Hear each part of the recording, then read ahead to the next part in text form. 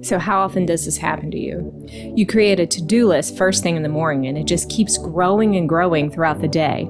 By the end of the day, you look down and you've crossed off 4 things, but you've added like 10. And so you start the next day with this overwhelming list that just continues to grow. And you're overwhelmed, you can't reach your deadlines, people just keep piling up expectations and more work on you. And then you start spiraling because it feels impossible to catch up. In today's episode, we'll talk about how setting yourself up with a realistic workload and overcoming the guilt of getting behind will help you to be more productive. Welcome to Empowering Productivity, the podcast that empowers you to break the mental chains that keep you from producing. Here are your hosts, Keely and Austin Reason. Hi, so today we're talking about setting expectations at the start of your week. One thing that Austin and I do is we sit down every single Monday morning, as much as we can remember to do this, and we look at the week ahead. We look at what we have to do for our family on our family calendar, as well as all the client work that has to be done, other expectations that we have on us, and we start creating our to-do lists. Of course, those to-do lists do actually grow every single day. It can become a little bit overwhelming, especially when you brought into the week things from the week before. So Austin, for you, how has that helped you? Like, I know we've only been doing this consistently for a few weeks, but... Well, I don't even know if that's true. We did it before in the past, and then we kind of got away from it, as you do. And we kept coming back around to a point where you were trying to accomplish this list. I was trying to accomplish this list. Our kids have a schedule. The school has a schedule. The band has everybody has a schedule. Everybody has a deadline. And so getting all of that together onto one page for me is a big, I'm a to-do list guy. And so putting it all down on paper in one place, as well as marking up the calendar and saying, you can't schedule a 1 o'clock meeting on Friday because you've got to take the kids to the thing. That's a huge help to just say, here is my week. Here's the workload. Yeah, and I don't know that I need that quite as much as you, but... You don't, and that's okay. But it's okay. Well. Actually, I have found that knowing other people's schedule, especially people that are helping me, whether it's you or other people. Here at R5, we have a lot of people that work with us that are contractors, they're freelancers, and kind of just knowing what's on their task list for the week, at least with the work I've given them, does help me to not be that overwhelming client to them. I hear you say that on a regular basis to somebody on the team. Like, so what does your week look like? What is it that you have on your plate already? You say it to me all the time. And just kind of getting things in sync and setting that expectation, for me, goes a long way. Well, the other thing that helps me do is that it's very easy, especially for certain personalities, to way overcommit. Oh, yeah. It is so easy. And especially if I've identified somebody in my life, whether it's on the team or wherever, that tends to overcommit, like I know their workflows, then I am going to look at their list and go, okay, this is not reasonable for them to take on anymore. If I give them any more, they're going to say yes because they don't want to say no. But I want to help other people manage their own expectations, which is such a difficult thing to do, especially if you are new to working for yourself or being a production-based job where you have to do that. With so many more people working from home without that direct oversight and having to, set their own agenda and schedule and work hours and combine that with their kids' school hours or maybe their spouse's hours or whatnot, being able to get a handle on what is a realistic workload for a given time period, a day, a week, a month, whatever it is. And you've helped me tremendously in saying, hey, why don't you back that deadline up a week? Because, you feel like you can do it right now because it's the only thing you're looking at. But when you take into account everything else on your plate, there's no way that's going to get done by Monday. Why don't you say Wednesday? Why don't you say the following Monday? And then you've set up a better expectation on yourself as well as your client. And that kind of brings me around to one of the questions I wanted to ask is, how do you balance and manage your client's expectations with your own. Because what I suffer from is I want to fix your thing and I want to fix it now. And sometimes that's not realistic. Well, first of all, you have to think about other context in your life. How often, unless you're going to Walmart and buying something, how often do you walk into a store or into a situation where you get the thing right away? Like, we recently bought furniture, and I didn't know this when we went to buy furniture, but there was like this huge backload of distribution, whether it wasn't made or whatever. So we bought this furniture for the first time in our lives. It took us 4 weeks to get it delivered. And those were like, we were lucky to get it in that time frame. Lucky. People were saying, 6 months at the least. We made a decision to buy those couches based on when the production was going to be, because some stuff wasn't going to come till January. We got the power recliners simply because they would get here in 4 weeks, and the manual recliners that we actually wanted were going to take 12 weeks. So he's like, I guess we're going to be power recliner people now. So yeah. So that's part of what you have to do, is you have to think about in other situations, like, we have to wait. While the world will tell us everything, every customer, every person wants their thing and they want it now, not every industry is conducive to that. So what's your industry? Well, we're website developers and website managers, and we do content and we do all things like that. And we do the best we can to work with people and what they need. Obviously, nobody wants to wait around for 6 months for furniture or a website. We kind of need it now, but at the same time, it's not going to hurt them if you have to deliver a week or two later than what they've requested it. So 24-hour turnaround is just not realistic for most stuff that we do in our business. And something that took me a while to get used to was the idea of not estimating a delivery time on a project, but estimating a delivery time for our business to deliver that project, because those are two different things. Maybe it's going to take you a week to do fill in the blank, whatever the task is. But if you have 8 other things that you have to get done for other clients, or even for the same client, before that thing can be done, whether it's because, this comes before that in the process, or because they were in line first, all those kinds of things. And you have to manage those, as well as how long will it take me to do this thing, and how much do I have in front of that, and adding those together, or for that matter, adding in the third factor, the stuff you didn't know that you were going to have to do next week, the fires that come up that you have to put out inevitably. So when, what do you do though, when you've set an expectation, maybe it was realistic, maybe it wasn't, and then you don't meet that expectation, or you find yourself procrastinating? What do you do then?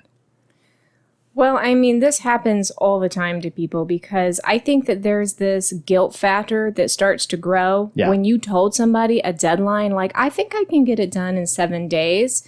And then you start looking around and you're like, there is no way on earth I can get this done in 7 days. Right. That it doesn't always mean you didn't even start on it. We deal with this all the time. We hit roadblock after roadblock after roadblock. So we'll start working on somebody's project and we get to a point where we have to wait. Well, you have to change that expectation with that person, with the client, and let them know we hit this roadblock. Unfortunately, I don't know at this point how long it's going to take, and I'm going to try and get it for you.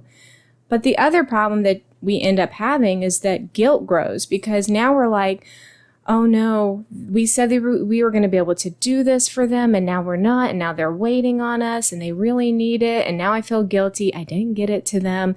And so then you kind of don't even want to talk to them. You don't really want to check in with them, because then you don't want to explain yourself to them like, oh, this is why it's not happening. I find that most of the time people respond well, like, even if they're upset, kind of, oh, well, there's nothing that can really be done at this point. We aim to find clients that have patience and forgiveness. And if they don't, then maybe they're not the right client for us. And that is absolutely okay to say, we are at this stage in our lives, whether you are a freelancer, a contractor, you're working for a boss, you are working for yourself, whatever, the expectations may not be realistic. And if you're working with someone who does not understand that it is impossible to always gauge how long it will take you to do something, then you may not be in the right place for them. You know what? Let me ask you this. in your experience, the times where you've had to do that, you've had to go back to a client and say, like, we're not going to meet the deadline. What do most clients say? Do most of them, if you go to them and you say, we said we were going to have it Monday, it looks like it's going to be Wednesday, have their reactions been predominantly positive or negative? Well, if they are a client that has worked with me for a while, they're like, oh yeah, I totally get it. If they're a brand new client, I'm always like more worried, like, oh, are we going to lose them? Sometimes we do, but most of the time they are okay with it. They're willing to wait for quality. Right. But if they're not, and I think of it like this. So I buy a lot of stuff on Amazon because the delivery time is 2 days. And most things I can't wait or don't want to wait 2 weeks for it to get here. Mm-hmm. So I don't always go to a retailer's online shop for that reason. Right.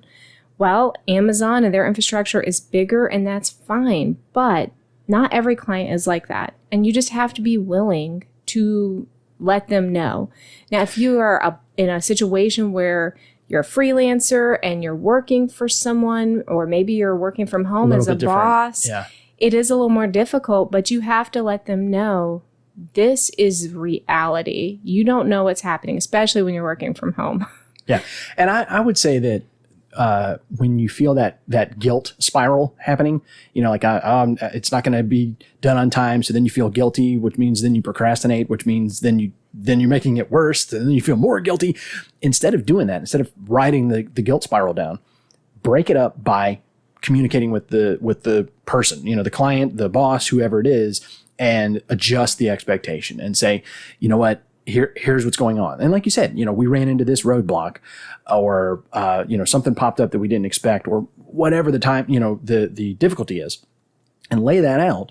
And if you adjust the expectation, then you haven't broken the expectation. You've adjusted it in time. If you wait until 3 days after the deadline and then you say, well, guess what? It's going to be an extra week. That's not going to work as well. But I know that in conversations that I've heard you have, conversations that I've had, if I've gone in ahead of time and said, here's what's happening, most people are very understanding.